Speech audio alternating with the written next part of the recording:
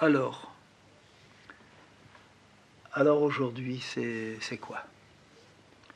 Aujourd'hui, hier, avant-hier, j'ai dit, d'accord, je cède. C'est pas je cède, mais arrive un moment, ce n'est pas pareil.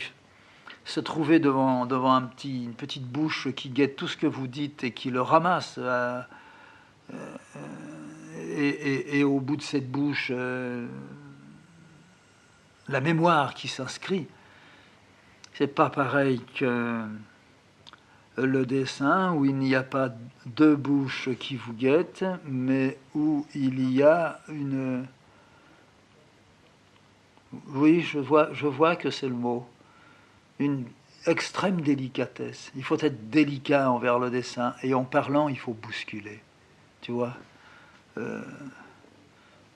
à comparer le dessin dans son élaboration, il y a une sorte de... Est-ce que je peux dire qu'il y a une sorte de douceur, même si les traits, les avancées sont par moments sauvages, pour ne pas dire cruels, il y a une certaine douceur, il y a une organisation. Si tu parles, moi si je parle, il y a une organisation à la seconde, à la seconde. La seconde précédente, il n'y avait rien. Dans la seconde qui passe, il y a une existence qui attend, et dans la seconde suivante, elle est déjà finie. Tu vois, c'est incomparable, et c'est sûrement la raison qui fait que je suis en ce moment si attiré par ça, tout en sachant que ça va se faire, ça va se dérouler au détriment, mais de façon certaine. Ça va se dérouler, oui c'est ça, se dérouler, au détriment du dessin, plus lent, plus... C'est vers la fin qu'il sera beaucoup plus dur, sauvage, excessif, mais au début, et le début ça dure des semaines, la parole, dès le début, d'abord elle a cette présence, et puis on la moule presque dans l'instant. Le dessin, il faut beaucoup plus qu'un instant pour commencer à mouler une forme. Tu vois, c'est une immense étendue qui les sépare tous les deux. Et c'est sans doute aussi la raison qui fait que je redoute, j'ai redouté, je redoutais pendant et je redoute encore un peu après, que la parole ait occupé un autre territoire que celui qui est le sien. À partir du moment où, dans la pauvre personne comme la mienne, il y a 2 ou 3 territoires. Mais ce qui les lie et les relie, je le sais. Ce qui les lie et les relie, c'est pas que j'ai un instinct poétique. Je crois pas. J'ai un instinct de vie. On pourrait me répondre que justement, c'est ça là. C'est vrai aussi, c'est ça. Mais dans des moments privilégiés, particuliers. Ce qui nous lie, c'est cette sorte de... Pas cette sorte, c'est pas une sorte. Ce qu'il y a d'indélébile précisément dans la poésie. Et c'est ça qui vous tue. La poésie, la poésie qui est au cœur même de la vie, qui est le cœur de la vie. La poésie, quand elle sort de vous, elle vous tue. Elle vous tue, mais elle vous fait renaître sans doute tout aussitôt. Mais elle vous tue. Et je crois que beaucoup de poésie, c'est-à-dire beaucoup d'assiduité à la quête, à la quête poétique, beaucoup d'assiduité, beaucoup de déférence. C'est sûr, ça vous tue, ça vous mord.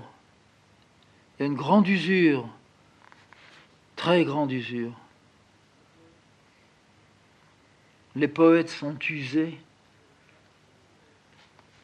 que les peintres et et, et les dessinateurs ne le sont pas, parce qu'il y a un geste. Il y a un geste. Dans la poésie, il n'y a pas le geste. Il est émis, mais il n'est pas... il n'est pas touchable. Il est audible. C'est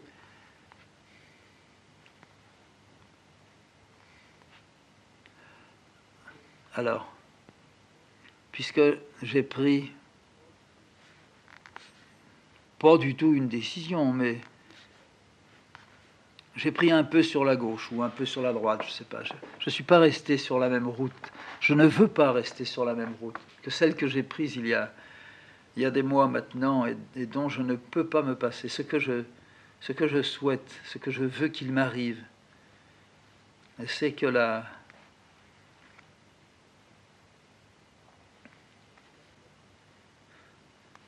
l'alternance puisse se pratiquer. C'est pas facile. C'est que les élans, les désirs, les poussées soient un tout petit peu freinés. Si ça ne peut pas tenir, ben, il faudra lâcher, bien sûr. Mais si ça peut tenir, il faudra résister, oui. Je ne veux pas me trouver... d'autant que, alors là, je ne vais pas dire, mais si c'était l'envers, ça me retiendrait. Mais d'autant que, alors je suis totalement certain, je le suis tout autant avec le dessin, et c'est pas le démenti que peut faire une exposition au cours de laquelle on rencontre et il y a des échanges et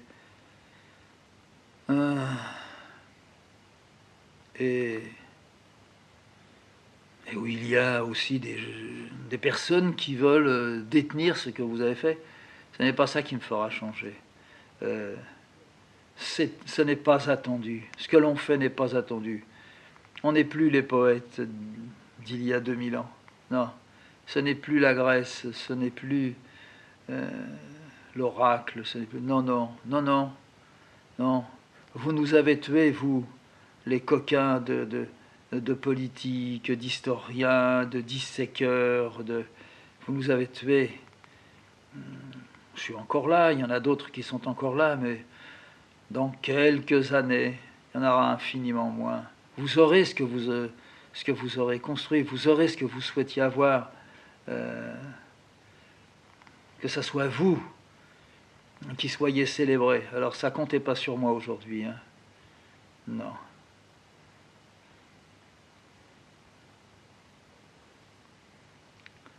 Alors je vais. Je ne sais pas si ça sera dans 8 jours, si ça sera demain, si ça sera... Jamais. Je ne suis pas optimiste. Je ne suis pas optimiste. Je n'avais pas encore rencontré ce que je viens de rencontrer. Voilà, c'est ça. Ça reviendrait à dire que une femme pourrait... Elle aimait celui avec qui elle partageait, elle aimait la voix qui lui parlait et qui renvoyait en elle par des échos sa propre voix. Oui, eh ben, voilà que tout à coup, dans la rue, elle a croisé un œil, une bouche, je ne sais pas ce qu'elle a croisé. Mystère. Elle l'a croisé et depuis, elle cherche. Elle cherche ce qu'elle a croisé et qu'elle ne trouve pas. Ça peut être perdu. Perdu, elle ne le retrouvera pas, mais déjà perdu ce qu'elle a. Ouais. C'est la poésie. Ouais. C'est la vie et sa poésie. Moi, j'ai recroisé, mais d'une façon... C'est parce que j'ai vieilli. Moi, je mets tout sur le dos de l'âge maintenant, comme ça. C'est plus facile. Mais je suis pas loin de la vérité. C'est parce que j'ai vieilli et que je suis souvent fatigué, là, pas du tout illuminé, par moments très secoué. Et ça n'est pas parce que ce qui est autour de moi est décevant. Oh, ce qui est autour de nous, c'est décevant. Regardez-les, ne les écoutez même pas, mais regardez-les. Vous verrez, ils se renient, puis ils sont méchants. Ils sont méchants. Ils envoient sans arrêt des pics et des... plus que des pics. Alors moi, je ne suis pas là-dedans. Je suis vraiment très loin de ça. Pas seulement à côté, parce que j'entendrai, mais je suis très loin. Très loin, mais quand ça me prend. Et là, ça a l'air d'avoir voulu, en tous les cas, prendre un peu du temps sur moi. C'est-à-dire faire en étant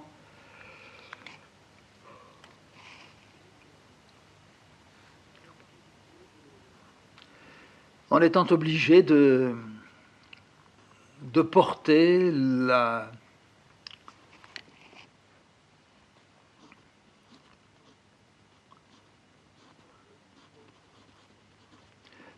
une faute, quoi. C'est ça.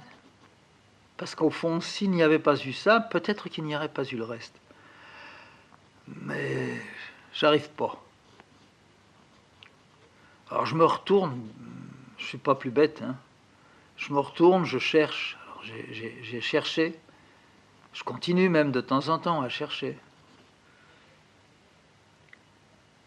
Pourquoi se démolir alors qu'on pourrait ne pas se démolir? Pourquoi? Il y a bien non seulement une raison, mais il y a... Je pourrais trouver la réponse. Alors c'est toujours pareil. Ça arrive à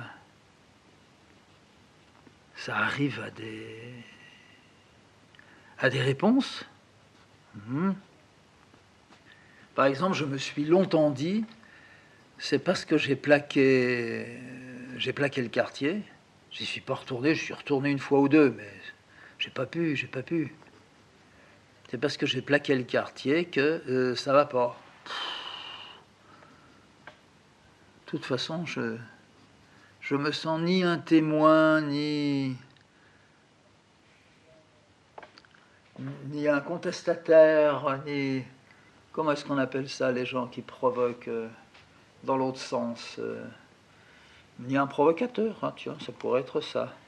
Je n'ai rien à voir avec ça. Il m'est arrivé une étrange histoire. J'ai passé 23 ans sans arriver à tomber nez à nez devant elle. Là, c'est tout à fait le hasard et le destin. Le hasard, je deviens libraire. Le destin, je me mets à lire. Je me mets à écouter, à regarder. Et je me retrouve...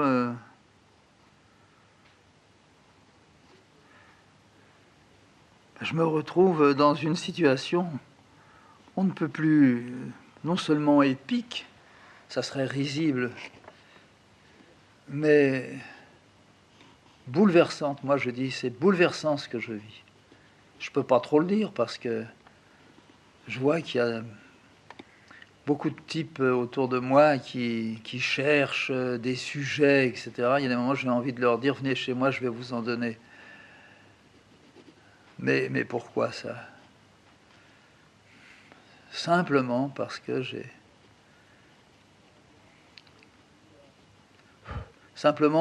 j'ai eu à vivre j'ai eu à vivre et que ce que j'ai vécu, à un moment, la raison m'échappera toujours,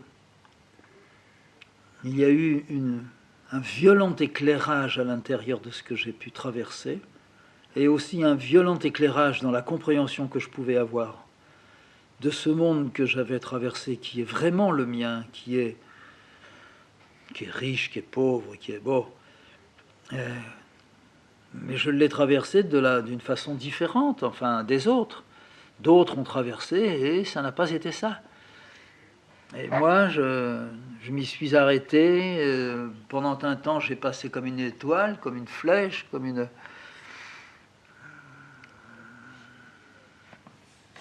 Mais il n'y en a pas beaucoup qui sont nés là où je suis né. Ça aussi, ça doit compter, bon Dieu. Il ne faut pas qu'on vienne me parler comme le faisait justement Nadeau. Il faut qu'il soit con, ce type, pour être allé dire le sous-prolétariat. Mais il est venu voir comment je vivais, il a compris la Ghana. Il n'a pas compris que la Ghana, c'était aussi bien possible à des gens très bourgeois, très nantis, d'avoir la faim de la faim et la faiblesse de la faiblesse. Mais ça n'arrive pas dans la tête de tous. Mais d'une certaine manière, on est amené à dire heureusement, parce que ça fait de la folie, hein. Il faut la contenir, sinon c'est vraiment de la folie. C'est pour ça que il m'arrive régulièrement, assez régulièrement, de me dire je ne devrais pas rester là. Oh, je devrais partir avec ma petite valoche et puis aller là-bas dans la maison où il n'y a qu'une seule chambre et c'est celle qui m'est destinée. C'est pas pour que ça fasse bien que je dis ça, ni même pour que ça me fasse du bien. Je le sens comme ça. Je le sens tourmentant, ces mots.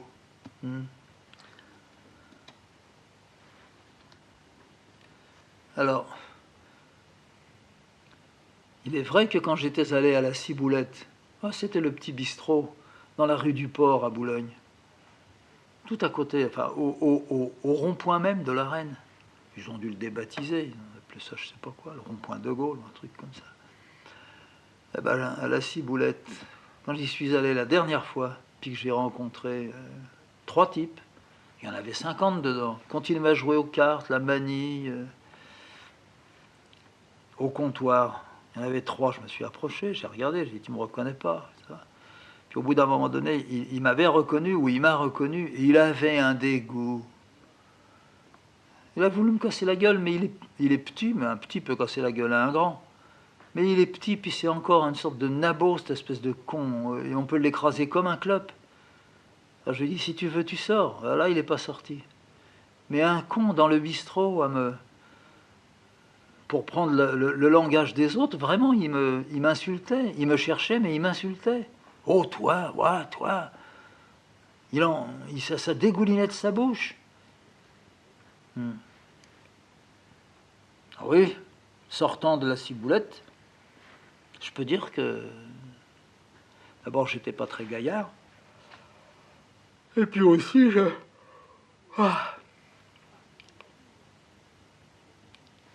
ne suis pas sûr d'avoir bien compris ce qui était derrière tous ces mots, mais si c'est ce que j'ai imaginé, je ne veux pas dire que je l'approuve, mais je comprends. Lui, il s'est tiré, lui, c'est-à-dire moi, il sait pas ce que je fais, il savait pas ce que je faisais. Mais lui, il s'est tiré, et il s'en est tiré. Il faut voir comment il est habillé. Comment j'étais habillé, il n'a même pas compris. J'avais un froc de velours que je traînais depuis au moins 8 ans. Une chemise qui était rapiécée depuis le col jusque le bas du dos. S'il avait accordé quelques secondes, mais la couleur n'était pas la même. J'avais une chemise rose saumon, en velours. Ah oui, ça il a dû s'imaginer. Et même qu'elle était tout râpée partout, c'était encore un supplément. Et mon falzar qui pendait faisait des boudins autour de mes genoux et tout. Lui, il portait pas ça. Il portait ou des bleus ou un pantalon gris rayé. Et c'était pas ça. Tout ce que j'avais, parce que j'avais quitté le coin, c'était... Ouais, il voulait me faire honte. Et d'une certaine manière, il avait réussi. Quelques jours après, j'avais honte. Hein. pas une grande honte, mais il était vrai que, non pas si j'étais resté, j'aurais rien changé, j'aurais rien arrangé. Mais ça n'aurait fait de mal à personne. Et moi, ce que j'avais fait en m'écartant, c'était tellement rien pour eux. Ils l'ignoraient, mais même s'ils en avaient eu connaissance, qui me dit qu'il n'en avait pas eu connaissance, lui, le petit Paul? Je sais pas. Je me souviens de Popo. Popo, ça s'écrivait P-O-P-O. Popo. J'ai jamais connu son prénom. Popo, il n'avait pas de doigts. Il avait des mains, mais il n'avait pas de doigts.